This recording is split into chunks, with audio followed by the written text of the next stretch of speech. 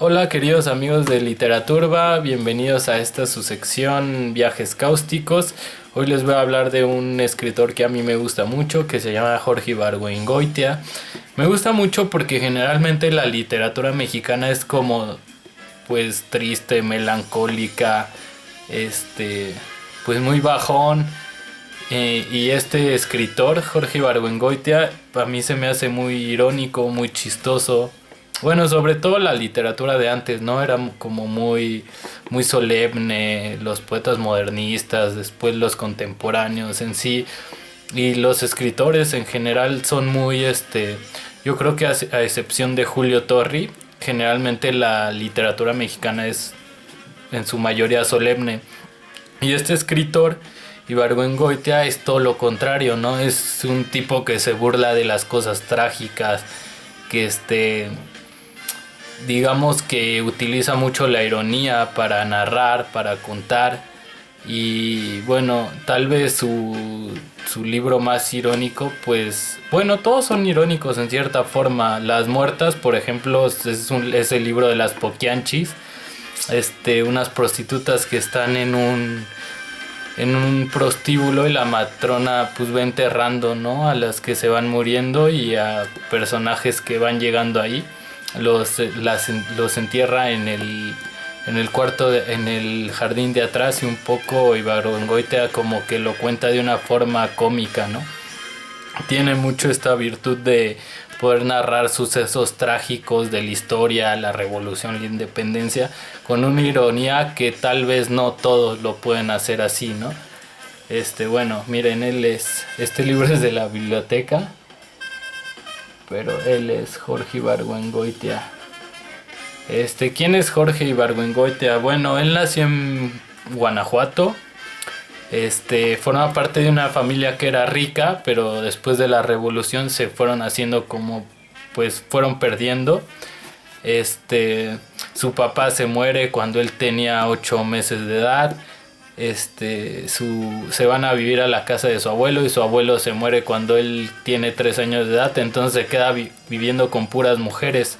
Y él cuenta que ellas querían que él fuera ingeniero, entonces él se mete a estudiar ingeniería, y cuando le faltan creo 2 meses para acabar, pues decide dejarlo, ¿no? Y entra a la facultad de filosofía, en donde estudia con Usigli, que es un dramaturgo muy importante en la literatura mexicana.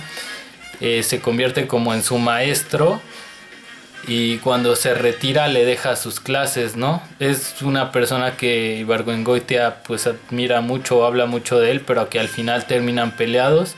Entonces se dedica un poco al teatro y monta varias obras que no tienen tanto éxito y no son bien recibidas, digamos, en la crítica. Y en la última pues no le va tan bien, y entonces no le va tan bien porque era una obra que criticaba, digamos, a un héroe nacional, creo que era Benito Juárez. Entonces no le va tan bien, y pues decide empezar a escribir una novela que es Los Relámpagos de Agosto, que es la historia de las memorias de un revolucionario. Antes los revolucionarios era común que hicieran sus memorias, entonces él hace estas memorias, pero se empieza a burlar de estos personajes revolucionarios, ¿no? Y a partir de ahí él tiene mucho éxito y empieza a publicar libros, por ejemplo Los Pasos de López, que habla de la independencia, y varias otras novelas. Creo que publicó 5 novelas que tuvieron mucho éxito. Después conoce a una pintora inglesa, no me acuerdo de su nombre, pero ella hace siempre las portadas de sus libros. Miren, como esta es de su esposa. Y se van a vivir a París, y en París en una ocasión toma un vuelo y ¡pum!, que se cae. Él iba a un congreso a Colombia, de hecho iban varios personajes importantes en ese vuelo. Uno de ellos, Ángel Rama, que es un crítico latinoamericano muy reconocido. Iban a un congreso que iba a ser en Colombia, y ellos estaban bueno, él vivía en París, pero tenía que hacer escala en Madrid. Entonces salieron de Madrid y el avión explotó, ¿no? No se sabe muy bien por qué explotó, pero sí se sabe que solo quedó un zapato de Jorge Ibargüengoitia, y bueno, esa es su trágica historia. Se murió en el momento en el que tenía más éxito y que cualquier escritor no se hubiera deseado vivir en París. Dicen que su vida era como muy cómoda porque se levantaba a las 9, empezaba a escribir, se tomaba un vinito, a las 2 se tomaba como su recreo. Al lado de su casa había una escuela de chicas de preparatoria, se daba el taco de ojo, se salía a pasear un rato, regresaba a su casa, se echaba la siesta y decía, qué chingón soy. Y así era su vida, ¿no? Realmente la vida que cualquier escritor desearía. Pero bueno, a él le pagaban también porque escribía en el periódico unos artículos. Y esos artículos vienen en este libro que se llama Instrucciones para vivir en México.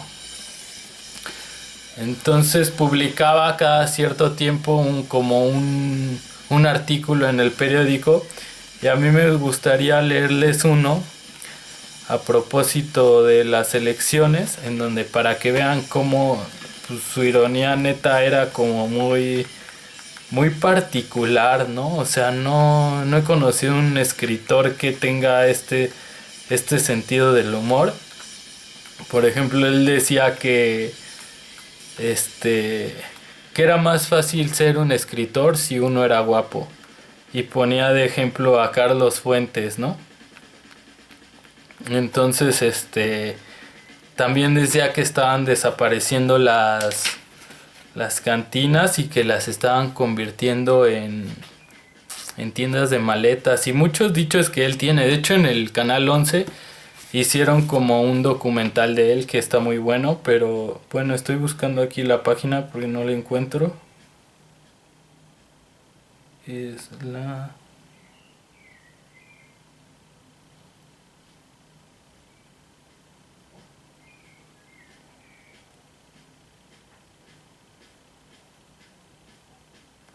...133...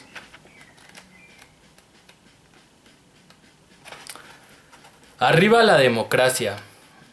Criterios para exceptuar.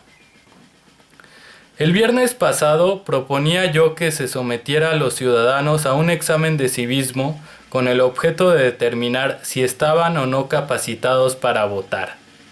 Pero estos días he estado pensando sobre el asunto y he llegado a la conclusión de que, francamente, este no es un procedimiento viable ni un criterio riguroso, por varias razones. Una de ellas es que se presta a que cualquier tonto compre un libro o tome un curso y pase el examen satisfactoriamente, sin que por eso esté capacitado para votar. Después de todo, una gran mayoría de los mexicanos tenemos guardado y olvidado en nuestras circunvoluciones cerebrales lo que nos enseñaron en la escuela, en las clases de civismo. ¿Y de qué nos sirve? De nada. Tratemos de recordar lo que nos enseñaron. Los hombres primitivos, aquí viene a la mente una imagen parecida al Cuauhtémoc del Paseo de la Reforma, se encontraron en el claro de un bosque y acordaron reunirse en sociedad. Yo hago zapatos, tú cultivas la tierra. Era el cuento de hadas más aburrido jamás contado. He llegado a la conclusión de que saber civismo no es criterio por la sencilla razón de que el problema no es el de conocimiento, sino de conducta. Por consiguiente, no hay que preguntar lo que la gente sabe o ignora, hay que observar su comportamiento. Creo que este es el criterio de excepción adecuado. Vamos a ver. Vivimos en una democracia. Una democracia es una sociedad en la que todos tienen los mismos derechos, las mismas obligaciones e igualdad de oportunidades. Nadie está excluido de ninguna función por razones de raza, religión, clase social, etc. Además, el respeto al derecho ajeno es no solo la paz, sino la democracia. Podemos deducir de lo anterior que el señor que va cruzando una calle tiene el mismo derecho de cruzarla que el señor que va pasando en su coche lo tiene de pasar. No más que aquí hay un problema. Si el señor que va cruzando atropella a un coche que va pasando, produce menos daño que si el coche atropella al señor.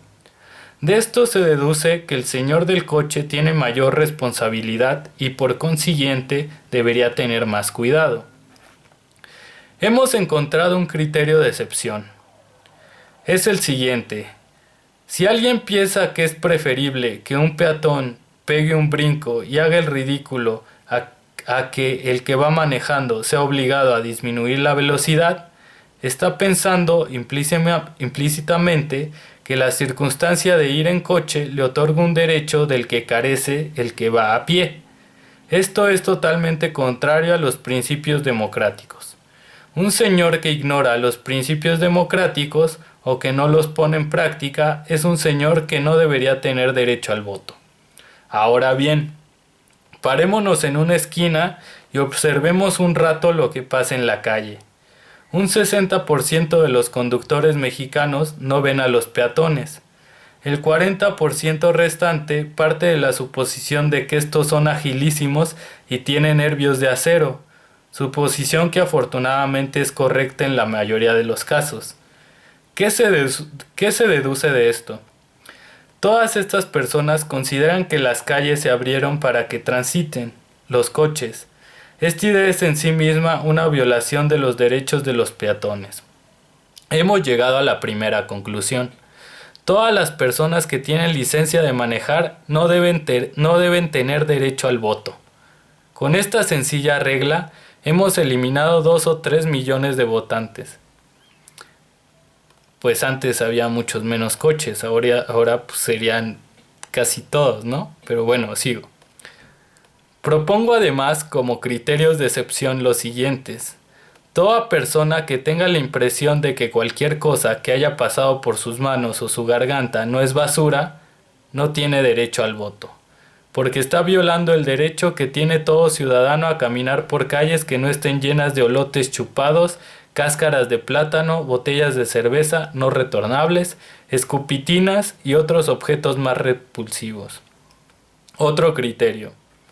Toda persona que crea que todo el mundo quiere oír la radio de transistores que lleve en la mano a todo volumen en la estación que a él se le antoje, no tiene derecho al voto, por estar violando la máxima democracia que dice: cada quien tiene derecho a no oír nada.